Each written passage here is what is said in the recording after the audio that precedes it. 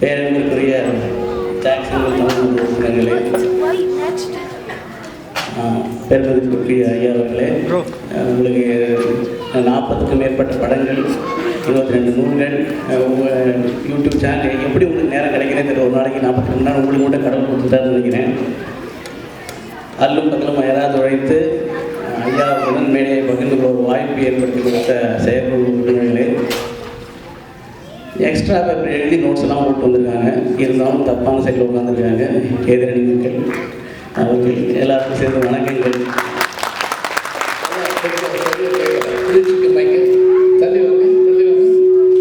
அப்படி வச்சு பேசுறேன். இது கூட போடியும் தள்ளிக்க போடி போட்டாங்க. பரமா அப்படி வைங்க.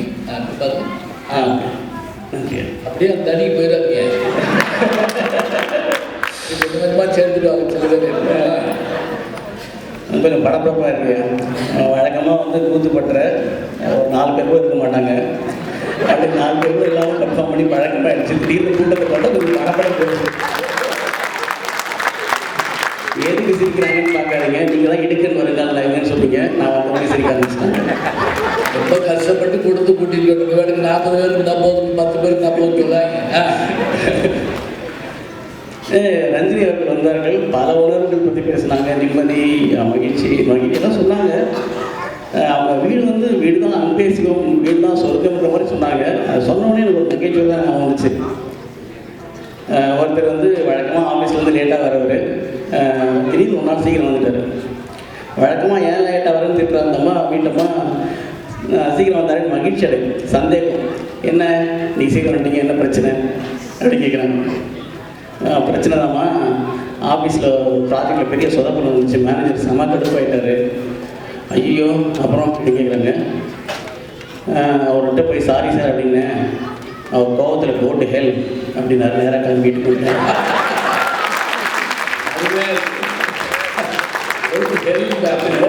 நரகத்துக்கு போனோடனே வேறு எங்கே போவேன், வீட்டுக்கு வந்துட்டேன். ஸோ இப்படி இருக்கிறதுல இவங்க வீடு தான் எனக்கு அது எப்படி இவங்களுக்கு, ஏன்னா இவங்களே சொன்னாங்க ஒரு வீடு கட்ட எவ்வளோ பெரிய போராட்டம், அங்கே நிற்கிறதுல போராட்டம் அங்கே தான் ஆரம்பிக்குது. அதுக்கப்புறம் எஸ்பெஷலி இந்த ஊரை பாருங்க, அமெரிக்காவில் தேவையில்லாத அணின்னு சொல்லுவாங்க. எங்களுக்கு புல் 4 நாள் கட்டுறோம் ஒரு வருஷத்துக்கு இந்த புல்லை மெயின்டைன் பண்ணுறதுக்கு. வாரம் தண்ணி ஊற்றி வளர்க்கணும். அந்த மூலையில் கொஞ்சம் காஞ்சிருச்சுனாக்கா மெட்டல் கடுதாசி வரும். 1000 ரூபாய் ஃபைன் போடணும், அசோசியேஷன் காரணமாக. சரி பரவாயில்ல அப்படின்னு உரத்தையும் தண்ணி ஊற்றி வளர்ப்போம். புதுன்னு புல் வளர்ந்துடும். ஒன்று இன்னொரு மெட்டல் கடுதாசி சொல்லுவேன், புல்லை வெட்டலை ரொம்ப வளர்ந்துருக்கு அப்படின்னு. அல்லும் பகலும் இந்த புல்லை வளர்த்து நாங்கள் அல்லல் பட்டு கொண்டிருக்கோம்.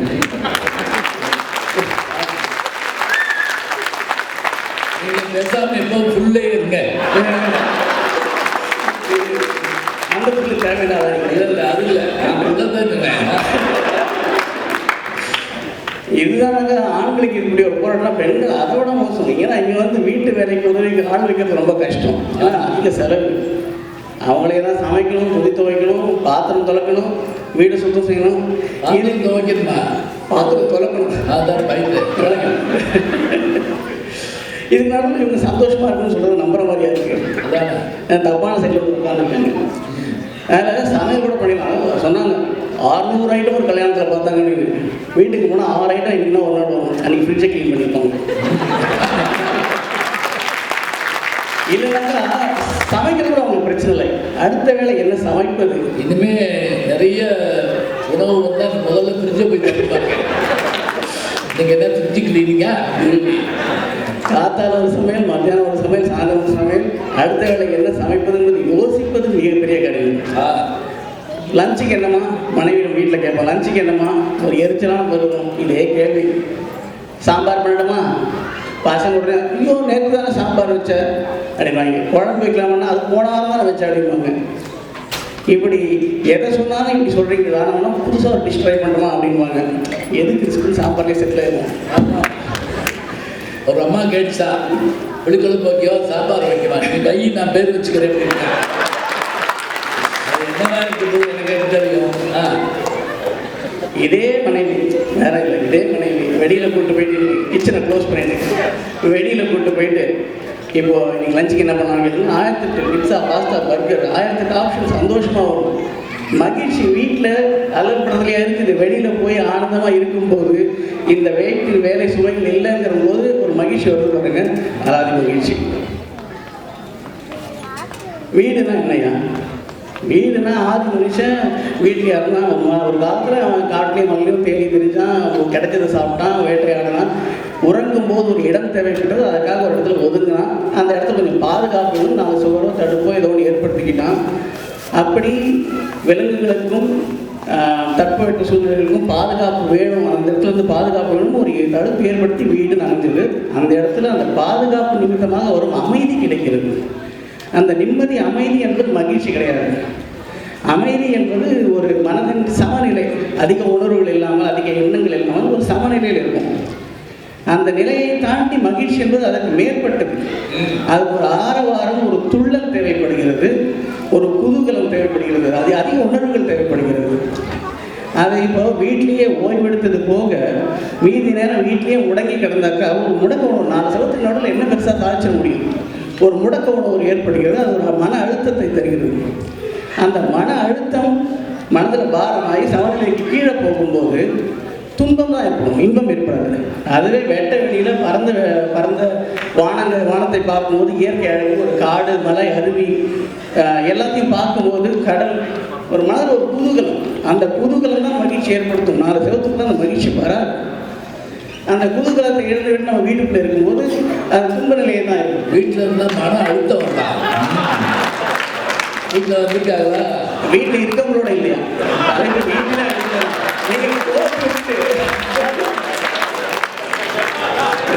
இல்லை, அதுக்கு ஒரு உதாரணம் சொல்லுவேன். இதே குடும்பத்தை பற்றி நான் சொல்லக்கூடாது. இதே குடும்பத்தோடு நான் வெளியில் போகிறேன். ஒரு நாள் பிட்ஸ்பர்க் போகிறோம், சாலை வழி பயணம். அந்த ஹைவேல போயிட்டு இருக்கோம். ஒரு வர்ஜீனியா இங்கிட்டு ஓடணும். வர்ஜீனியா கிட்ட போயிட்டீங்கனாலே மலை, புல்வெளிகள், ஒரே இயற்கை அழகு. இந்த பக்கம் பார்த்தாக்கா ஹைவேடி மேப்பும், இந்த பக்கம் மலை, இந்த பக்கம் புல்வெளி, அதுக்கு இங்கே ஒரு மூலையில் ஒரு அழகான வீடு, வெளிச்சம், சாலை ஓரத்தில் இந்த மின்மினி பூச்சிகள், வீட்டில் அப்படியே பேசிகிட்டே பசங்களோட பேசிக்கிட்டே போகும்போது ரம்யமான சூழ்நிலை, ஆனந்தமான சூழ்நிலை. அது மாதிரி 1008 ஆனந்தமான சூழ்நிலை குடும்பத்தினருடனே வெளியில் தான் அதிகம் இருக்கிறது. வீட்டுக்குள்ளே இருக்கும்போது அந்த மாதிரி ஒரு சூழ்நிலை ஏற்படுது. இப்போது ஆஃபீஸு வேலை அப்படின்னு நடுத்தர வயதில் நிறைய பேர் என்னோட வயசு இருக்கவங்க, என்னோடய நண்பர்கள்லாம் புதுசாக சாதிக்கணும். ஏன்னா வெளியில் போய் நான் வீட்டுக்குள்ளே ஆஃபீஸ்லேயும் முடங்கியிருக்கோம், இல்லை வீட்டில் முடங்கியிருக்கோம்னு சொல்லிட்டு வெளியில் போய் வெளியில் உடற்பயிற்சி செய்கிறாங்க. சிலர் இந்த 5K மேரத்தான், இது மாதிரி பைக் ஓட்டுறது, மலை ஏறுறது, இது மாதிரி நிறைய உடற்பயிற்சிகள் எடுத்துக்கிறாங்க. ஆனந்தமாக இருக்கணுன்றதுக்காக நண்பர் ஒருவர் போய் பார்க்கும்போது அவர் நிறைய இது மாதிரி ரன்னிங்கில் நிறைய ப்ராக்டிஸ் பண்ணிக்கிறார். வீட்டுக்கு போயிருந்தேன் சென்னையில். வீட்டில் ஆள் இல்லை. கேட்டேன், வெளியில் போயிருக்காருங்க, வந்துடுவார். வீட்டில் சொன்னாங்க, ஒரு 10 நிமிஷத்தில் வந்துடுவார் அப்படின்னாங்க. வந்தான் 10 நிமிஷம் வந்தான். வேர்க்க விறுவிறுக்கும் வந்தான். வேலைச்சேரியில் வீடு. என்னடா இப்படி வேர்க்கு வந்திருக்கே அப்படின்னு கேட்டேன். இல்லை வச்சு ஒரே பேரும் அவங்களுக்கு ஒரு சந்தோஷம். மேடவாக்கத்துலேருந்து வேலைச்சேரி வரைக்கும் அண்டர் 40 மினிட்ஸ் புது அச்சீவ்மெண்ட் எனக்கு அப்படின்னு 40 நிமிஷத்தில் ஓடியே வந்திருக்கான். அவனுக்கு அந்த மாதிரி சொல்லிச்சு, ஏங்க ஒரு 50 ரூபாய் ஆட்டோ கண்டு 20 நிமிஷத்துக்கு கொண்டாந்துருக்கான். உங்களுக்கு 40 நிமிஷம், அவன் 40 நிமிஷம் ஓடி வந்து அவ்வளோ சந்தோஷமாக சொல்லிட்டுருக்கான். அப்படியே ஆஃப் பண்ணி விட்டாங்க. நண்பன் நம்ம எதனா கூட சேர்ந்து ஒரு சப்போர்ட் பண்ணோம். நான் தெளிவாக சொன்னேன், நமக்கு சாதனை எடுத்து புரிய வைக்கணும் இல்லைங்களா? புரிய வச்சுருக்கோம். ஏமா என்ன இப்படி ஓடி வந்திருக்கா நீங்கள் அசால்ட்டாக சொல்கிறீங்க. மேடவாக்கத்துலேருந்து இப்போலாம் ஏமா 50 ரூபாய்க்கு வரான் வேலைச்சேரி வரைக்கும். அப்படியே வந்தால் இருக்கிற டிராஃபிக்கு இது 40 நிமிஷத்துக்கு முன்னாடிலாம் வர முடியாது. 20 நிமிஷம், அட்லீஸ்ட் 40 நிமிஷமாச்சு ஆகும். 20 நிமிஷம்லாம் வர முடியாது அப்படின்னு ஒரு சாதனை புரிய வச்சேன். ஏன் மகிழ்ச்சி என்பது என்ன என்பதை குழந்தைகளிடம் கேட்க வேணும். ஏன்னா குழந்தைகள் இயல்பாகவே மகிழ்ச்சியானவர்கள். அவர்களுக்கு மகிழ்ச்சி தான் ஒரே சாய்ஸ். வேறு உணர்ச்சிக்கு அதிகம் விரும்ப மாட்டாங்கன்னு தெரியாது. அவங்கள்ட்ட போய் ஒரு குழந்தைகிட்ட போய் நீங்கள் கேளுங்க, நாளைக்கு நம்ம வீட்டில் இருக்கலாமா, டிஸ்னி வேர்ல்டு போகலாமா? கண்டிப்பாக வெளியில் போகிறதான் சூஸ் பண்ணுவாங்க. பறவையிடம் கேளுங்க. ஏன்னா பறவைகளும் ஒரு மகிழ்வான ஒரு விலங்கினங்கள். எப்போவுமே வானத்தில் பறந்து தெரிந்து நல்லா சந்தோஷமாக இருக்கிற விலங்கினங்கள். அது நான் முத்துக்குமார் ஒரு அருமையான கவிதை சொல்லியிருப்பார். ஒரு வரி அந்த கவிதை சொல்லிக்கிறேன். நம்ம பாட்டே பாடுறாங்க, நீங்கள் கவிதை சொல்லுங்க. ஏன்னா பாடின கூட்டம் இறந்து போயிடும். அதனால கவிதை சொல்றது கூட இருக்கு. சொல்லுங்க. எங்கே போவேணும் அப்படிங்கிறது அந்த பாட்டோட துவக்கம். அங்காடி திரு படத்தில் நாயகனுக்கு வந்து வாழ்தல் நியாயங்கள் பல இன்னல்கள், அந்த துன்பத்தின் நடுவில் அவருக்கு இருக்கிற ஒரே மகிழ்ச்சி அவருடைய காதலியின் அருகாமை, அவருடைய இருக்கிற நேரம். இப்போ ஊடல் நேரம் அதுக்கு பாடுறாரு. அதில் ஒரு வரி, கூண்டுக்குள் இருக்கும் பறவை நான், என் கண்ணிலே ஒரு துண்டு வானம் நீதானடி. அந்த ஒரு துண்டு வானம் தான் மகிழ்ச்சின்னு, அந்த ஒரு துண்டு வானத்தில் மொத்த மகிழ்ச்சி வச்சா பாருங்க. வெளியில் தான் மகிழ்ச்சி என்பதுக்கு இதை விட அத்தாட்சி கிடையாது என்பதை ஆணித்தரமாக வாய்ப்பு ஒரே பெல்லு வந்தார், ஒரு சொல்லு ஒரு பெல்லு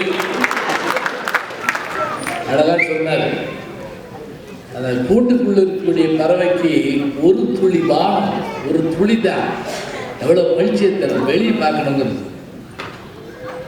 அவங்க ஒத்துக்கிட்டாரு. அமைதி வீட்டில் இருக்கு இல்லைன்னு இல்லை, எல்லாரும் அமைதியாக உட்காந்து என்ன செய்யணும் அப்படின்னு இல்லை.